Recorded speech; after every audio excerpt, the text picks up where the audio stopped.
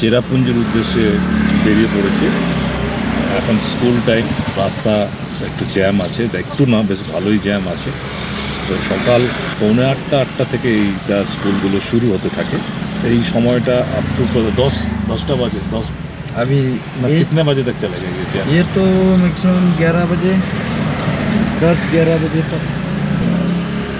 আমার সাথে আমাদের আজকের গাড়ির যিনি চালক আছেন রিকি ভাই আছে। চেরাপুঞ্জি সাইডটা কমপ্লিট করব, দেখা যাক। এখন কিন্তু জ্যামেই আটকে আছে।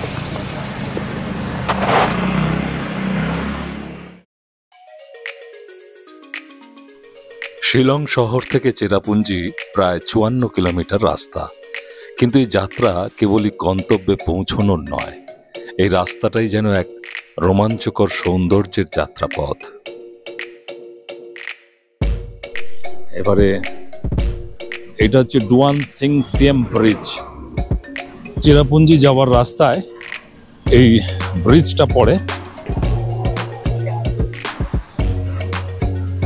এটা হচ্ছে ডুয়াং সিং সিএম ভিউ পয়েন্ট। এখান দিয়ে নামতে হবে নিচে।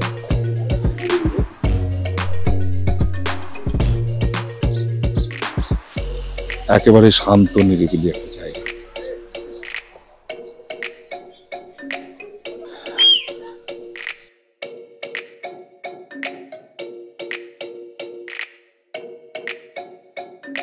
এই ভ্যালি থেকে নিচে নামতে গেলে এখানে এন্ট্রি ফিস হচ্ছে 50 টাকা করে। তো আমি টিকিট কেটে নিয়েছি। অনেকটা নিচে নামতে হবে। নামাটা ব্যাপার না, স্টেপ আছে, কিন্তু ওঠার সময় তো একটু অসুবিধা হবেই। একেবারে শান্ত জায়গা। এতটাই নিচে নেমে এসেছি আমি।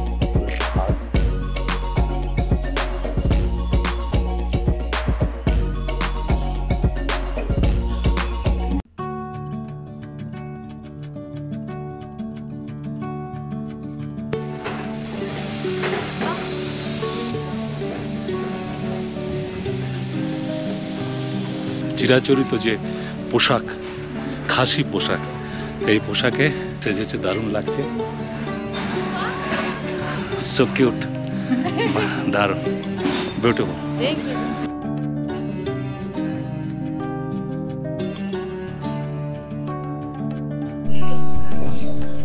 এটা সৌরা ভিউ পয়েন্ট।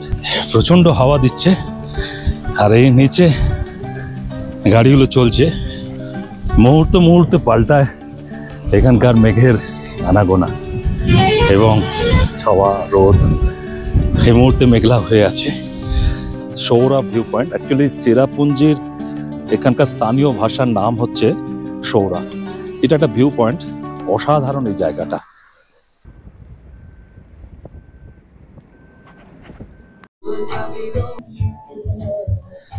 মেঘে ঢাকা পাহাড়ি শহর শিলংয়ের খুব কাছেই অবস্থিত একটি মনোমুগ্ধকর প্রাকৃতিক সৌন্দর্য ওয়াকাবা ফলস। শিলং থেকে মাত্র 15 কিলোমিটার দূরে চেরাপুঞ্জি যাওয়ার সময় এই জায়গাটি চোখে পড়ে। পূর্ব ভারতের মেঘালয়ের রাজধানী শিলং সঙ্গীত প্রেমীদের কাছে পরিচিত ভারতের সঙ্গীত নগরী বা রক ক্যাপিটাল অফ ইন্ডিয়া নামে। শিলংয়ের মানুষের মধ্যে পশ্চিমী সঙ্গীত, বিশেষত রক মিউজিকের প্রতি গভীর ভালোবাসা রয়েছে। অনেক খ্যাতনামা ভারতীয় রক ব্যান্ড ও গায়ক শিলং থেকে উঠে এসেছেন। এখানে নিয়মিত সঙ্গীত উৎসব, কনসার্ট ও প্রতিযোগিতা অনুষ্ঠিত হয়, যা সারা দেশ থেকে শিল্পীদের আকর্ষণ করে। শিলংয়ের তরুণ প্রজন্মের মধ্যে এইরকম লাইভ মিউজিক পরিবেশন খুবই জনপ্রিয়। ক্যাফে, স্কুল, এমনকি রাস্তায়ও প্রায় গান বাজনার আয়োজন দেখা যায়। এ কারণে শিলংকে অনেকেই ভারতের সঙ্গীতের হৃদয় বলে মনে করেন।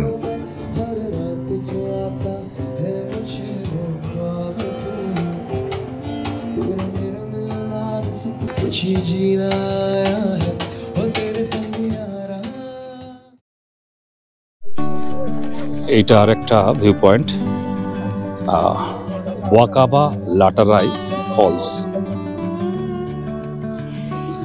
এখানে 20 টাকার টিকিট লাগলো।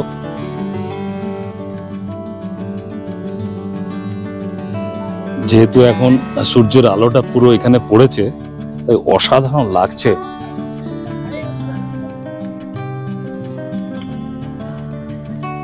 এই একটা মেঘ আসছে ওদিক থেকে, এই মুহূর্তের মধ্যে কিন্তু এটা পুরো মেঘে ঢেকে যাবে।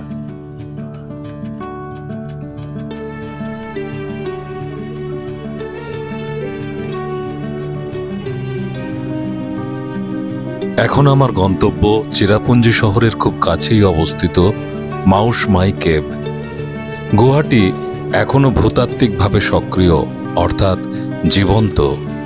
ভেতরে এখনো জল ঝরে এবং নতুন নতুন স্তম্ভ খুব ধীরে ধীরে গঠিত হচ্ছে। এখান থেকে 30 টাকা বড়দের টিকিট, ছোটদের 10। काम चल रहा है क्या? वुडन शेप देना है ना इसको, वुडन शेप देना है। अच्छा अच्छा,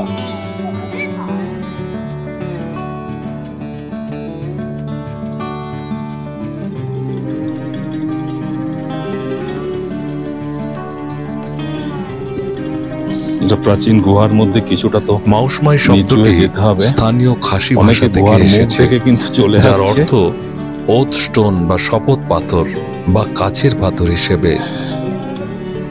এইখান থেকে যেতে হবে। হাজার হাজার বছর ধরে একটা চুনা পাথর জলের সঙ্গে মিক্সড হয়ে এরকম একটা অবস্থানে এসছে। এইখানটা অনেকটা নিচু হয়ে যেতে হচ্ছে।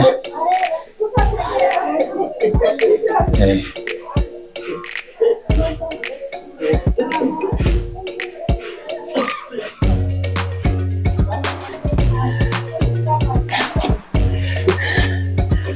প্রায় সকলে বসে বসে গিয়ে তেলা করে ফেলেছে, পাথর আর এবড়ো খেবড়ো নেই, একদম বসে যাচ্ছে। এই যে খুব ছোট্ট জায়গা, এটা দিয়ে নামতে হবে।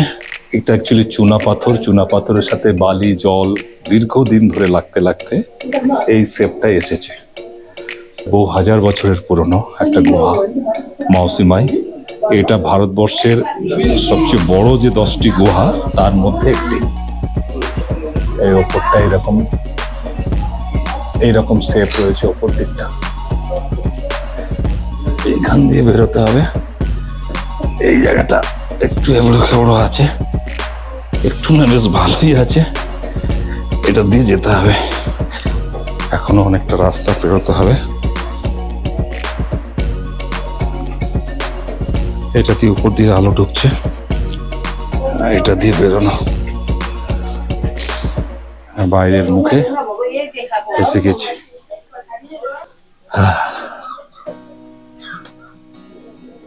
বেরিয়ে চলে এলাম।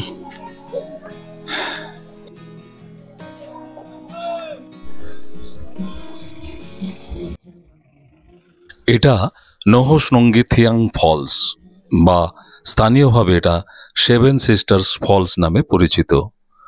চিরাপুঞ্জি শহরের কাছে অবস্থিত এক অপূর্ব প্রাকৃতিক জলপ্রপাত। কিন্তু এই সময়, অর্থাৎ এখন এপ্রিল মাসে, এখানে কিন্তু খুব একটা জল নেই। এই জলপ্রপাতটি ভারতের অন্যতম উঁচু ও প্রশস্ত জলপ্রপাত, যার উচ্চতা প্রায় 315 মিটার এবং প্রস্থ প্রায় 70 মিটার। জলপ্রপাতটি 7টি সমান্তরাল ধারায় পাহাড়ের গা বেয়ে নিচে নেমে আসে, তাই একে 7 সিস্টার্স ফলস বলা হয়।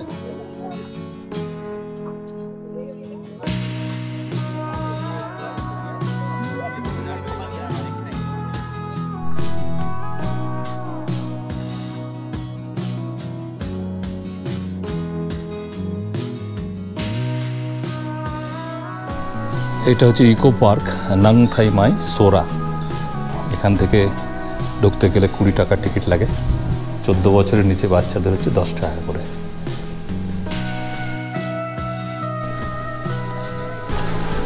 এই হচ্ছে ইকো পার্কের যে ভিউ পয়েন্ট, সেটা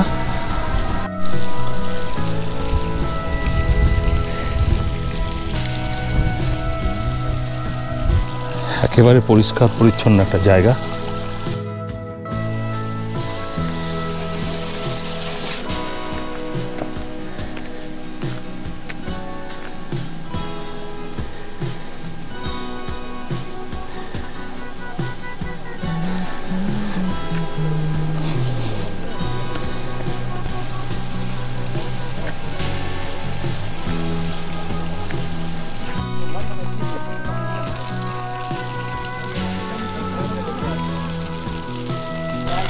একটা পুরো নদী এখান থেকে আছড়ে পড়ে কয়েক হাজার ফুট নিচে।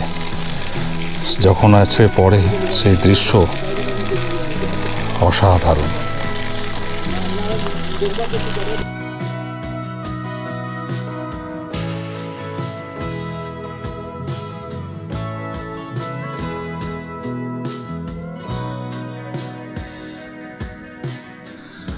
ঘুরতে ঘুরতে অনেক বেলা হয়ে গেল, খুব খিদে পেয়ে গেছে।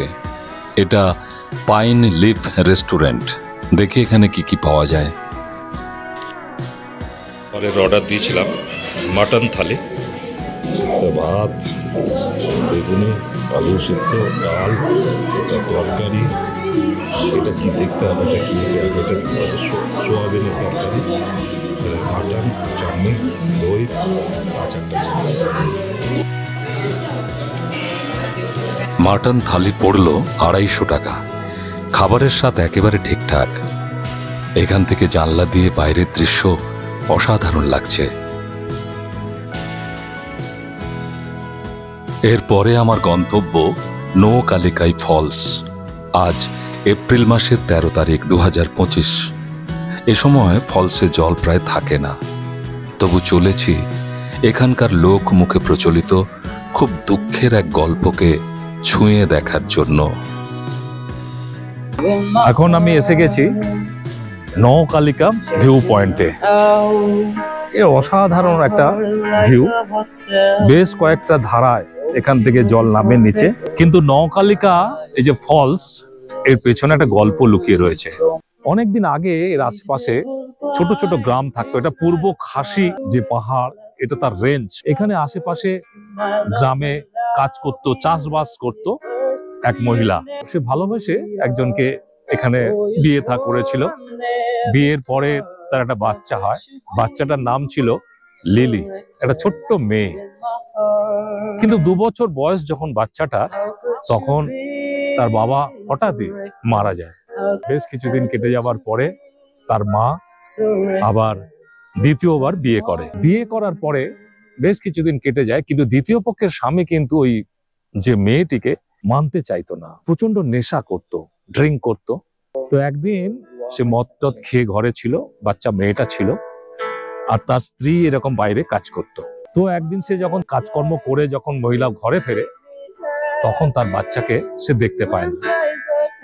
আসলে সে যখন ঘরে ছিল না, তখন তার হাজবেন্ড বাচ্চাটাকে মেরে ফেলে, মেরে তাকে কেটে ফ্রাই করে, এবং ফ্রাই করে সে নিজে খায় এবং সেটা রেখে দিয়েছিল। রাখার পরে যখন মহিলা ঘরে ফেরে কাজকর্ম সেরে, তখন তাকে সে ওই ফ্রাই কিন্তু খাওয়ায়।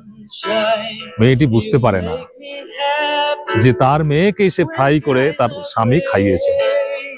তো যখন খুঁজে পাচ্ছে না কোনো দিকে, তখন মেয়েটার একটা আঙুল সে খুঁজে পায়। তারপর সে তো পাগলের মতন চিৎকার করতে থাকে। তখন তার স্বামী স্বীকার করে যে তার মেরে তাকে সে ফ্রাই করে তাকে খাইয়েছে, সেও নিজেও খেয়েছে। তো সে তখন গ্রামবাসী সকলে জেনে যায় ব্যাপারটা। সে তখন পাগলের মতন ছুটতে ছুটতে এই যে জায়গাটা দেখা যাচ্ছে, আমি আরো ক্লোজে গিয়ে দেখাচ্ছি, ওইখান থেকে এই নিচে ঝাঁপ মেরে সে তার প্রাণ ত্যাগ করে। নৌ মানে ওই খাসি ভাষায় হচ্ছে পড়ে যাওয়া, আর কালিকা হচ্ছে ওই মহিলার নাম যিনি পড়ে গেছিলেন।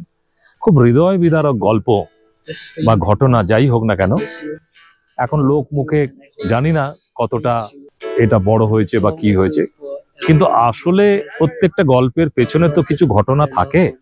এটা সেই ঘটনা।